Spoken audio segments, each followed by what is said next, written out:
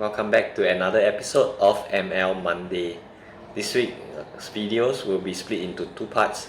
There's one little thing that I would like to go through from the previous video, and just a quick run through of the regression and things that is new in TensorFlow 2 that might be useful to us. Yep, let's go. So we will dive right into the code section. Regression TF2. Don't worry, I will share the code with you in the description section in YouTube. Yeah. So as you notice, most of the stuff is the same. The only thing that I would like to highlight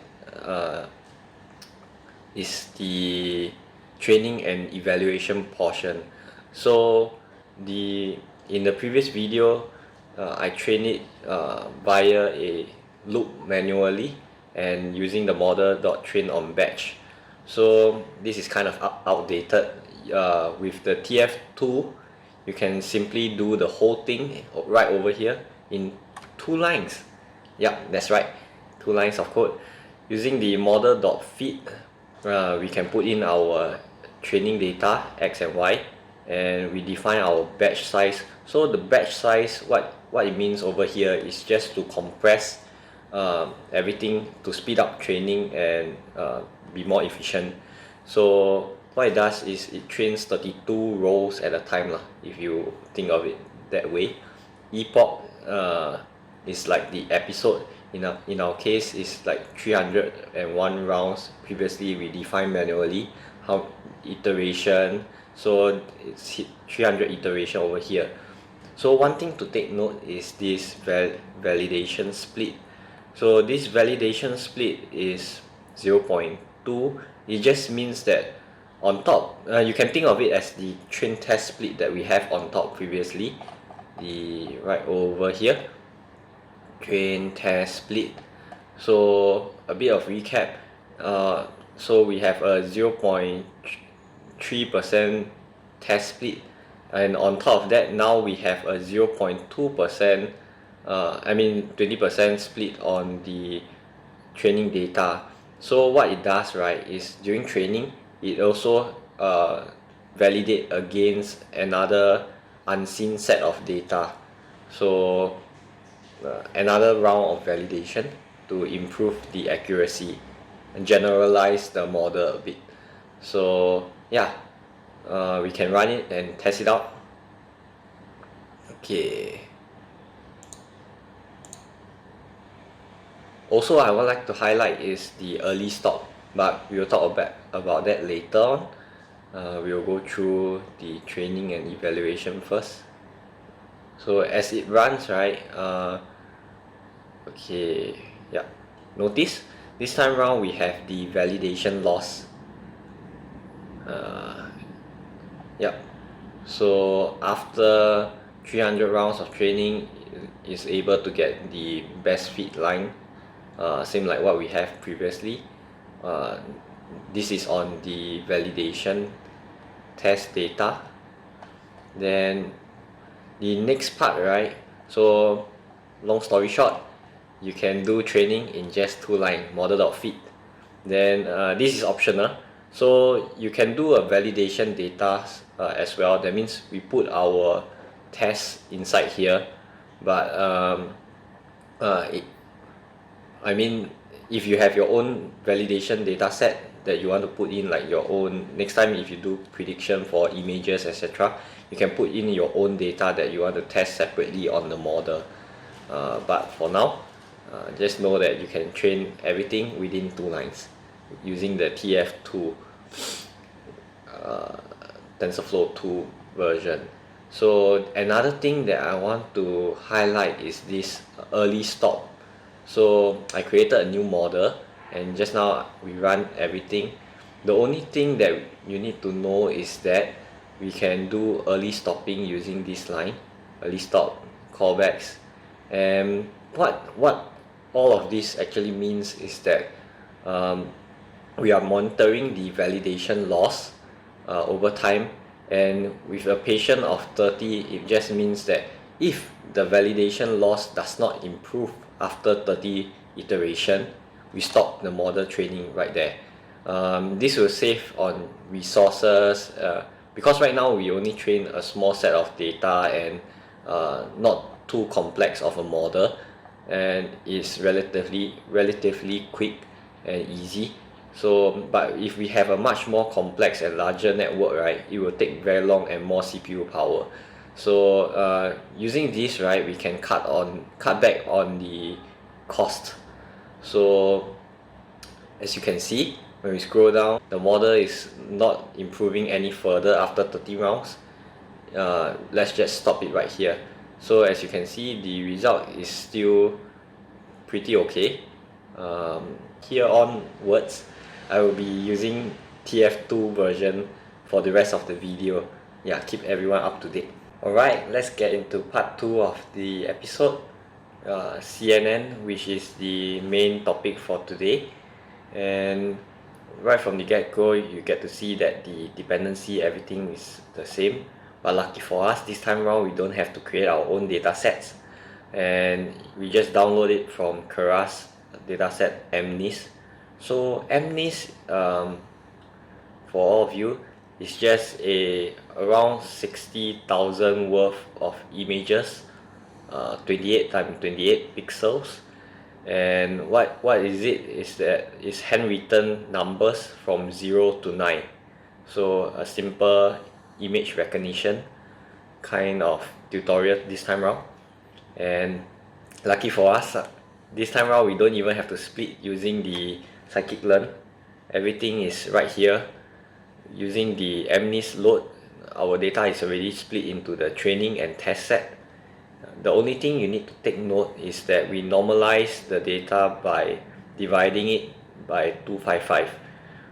Because this is 28 times 28 pixel, but the actual inside value, right, is still RGB 255, and we normally normalize our data to squeeze it between 0 to 1 for easy training. So just a quick run through of what we have here. We are taking an arbitrary number of 777 and place it into our Y train.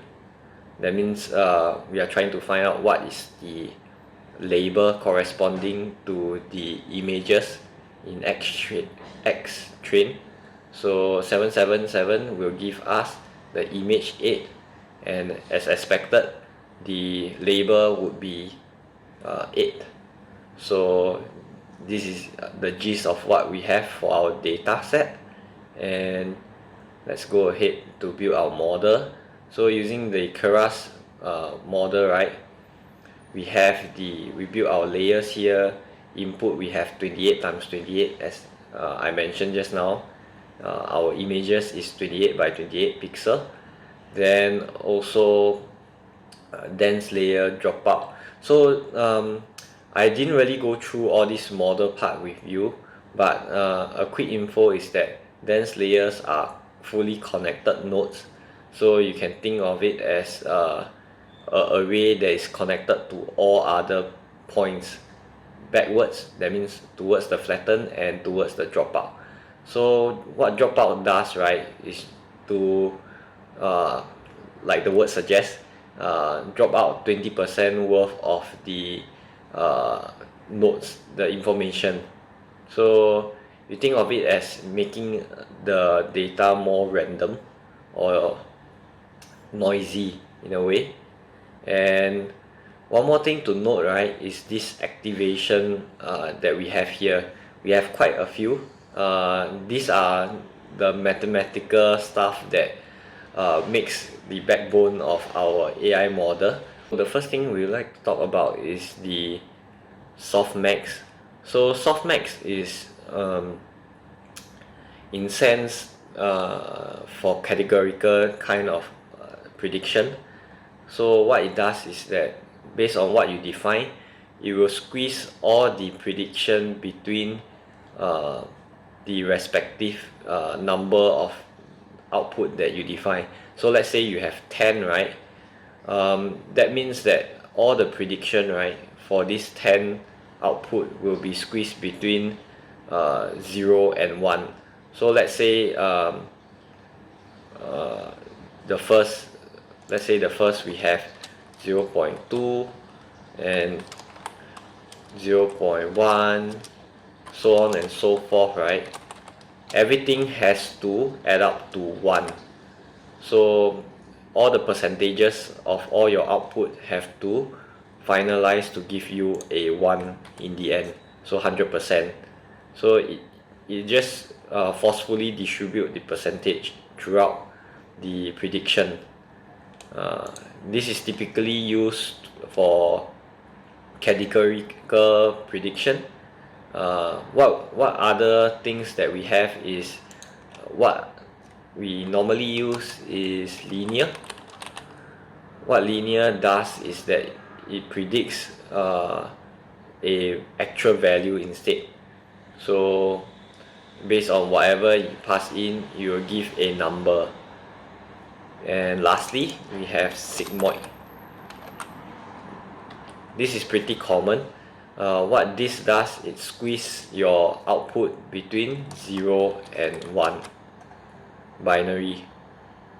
Yeah, so a bit dry, but let's move on. The next part we need to know is this compile part.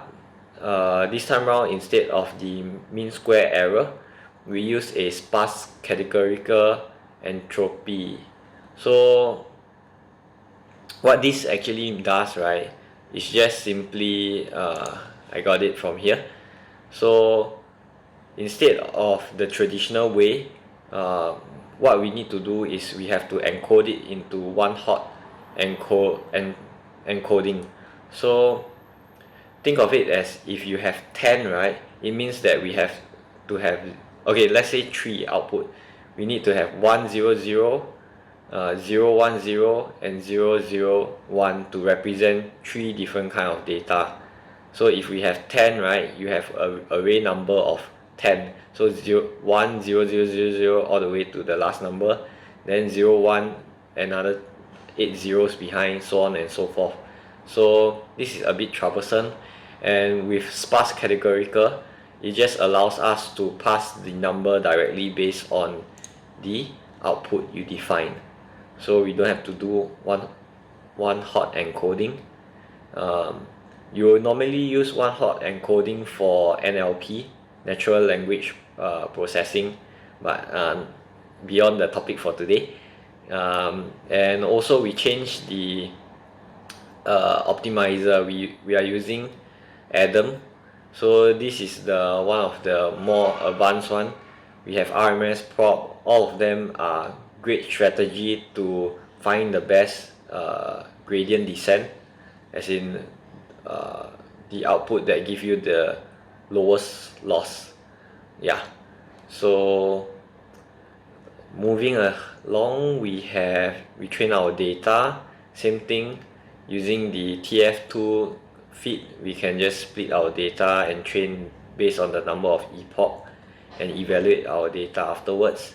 As you can see, using so this is still not yet a CNN model, okay? It is considered a sequential linear model, not really CNN yet.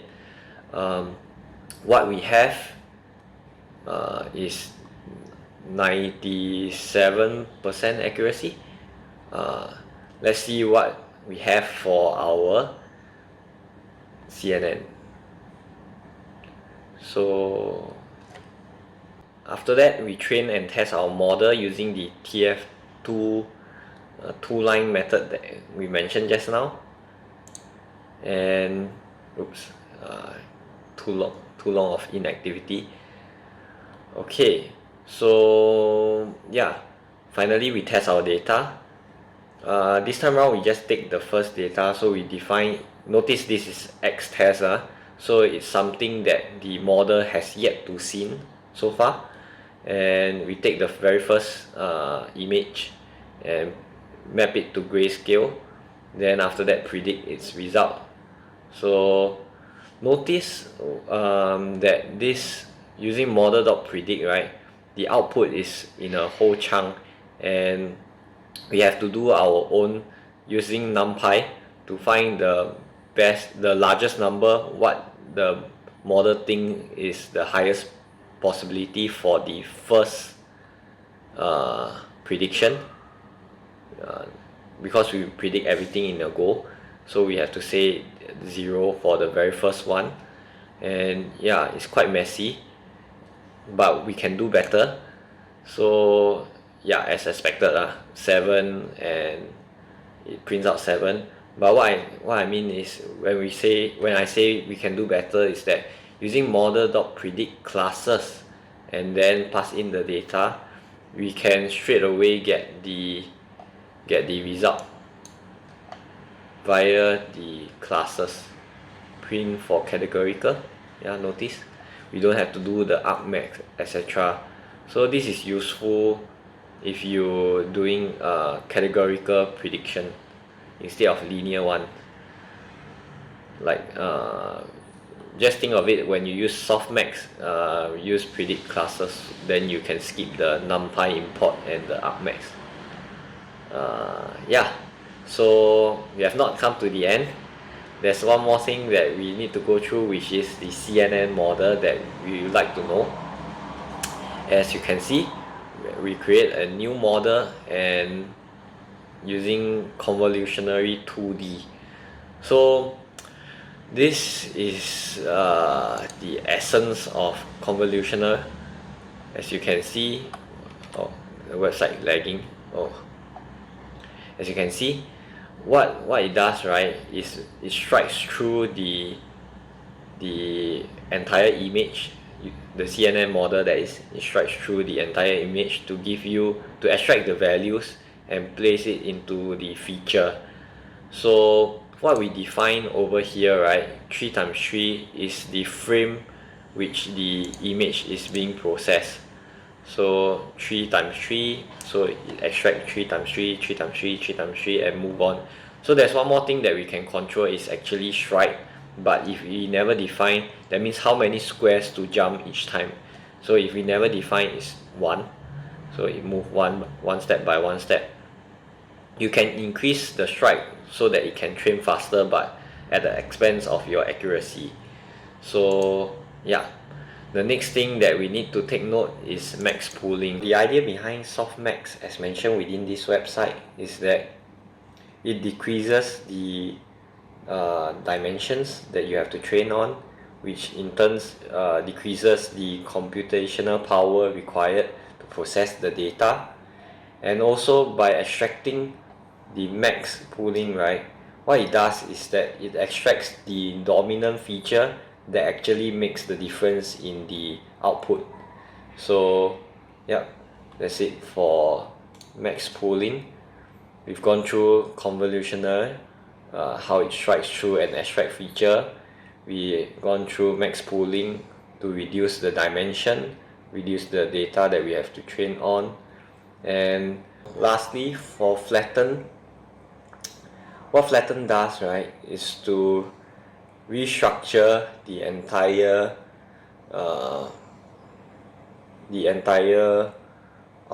model into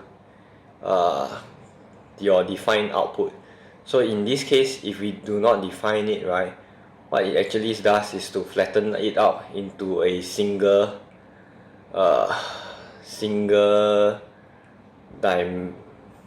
dimension. Yeah, so like for example, previously, if our input is 28 times 28, right, if we do flatten on it, it will become a single row of 780 something. That means 28 times 28 in a single row, instead of 28 rows, 28 columns. Yeah. For the very last part, we train our new CNN models on the our train X and train Y. Similarly, we use the TF2 new model.feet, specify our validation, epoch, etc., and batch size. Then we run our training, and yep, the expected accuracy is slightly higher than the previous one. But one thing I want to highlight here is the use of verbose equals to.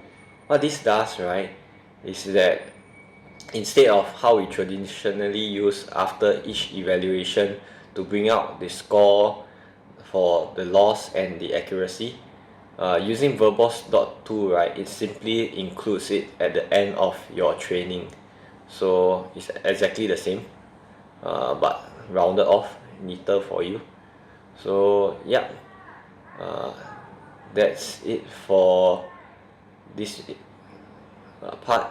The only thing that we can do is to restart runtime and run all.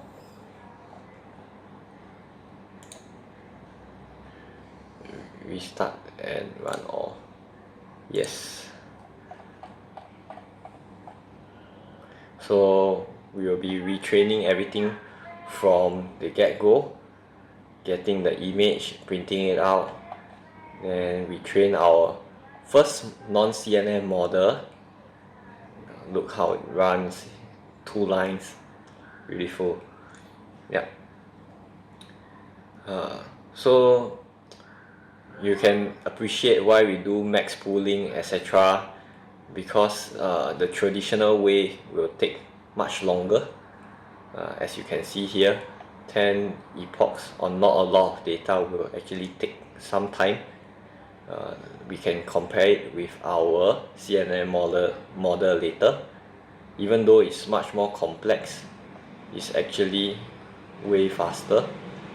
So see how fast it's actually training. Yeah, we cleared through everything and also have a higher accuracy. So yep, that's it for the CNN tutorial.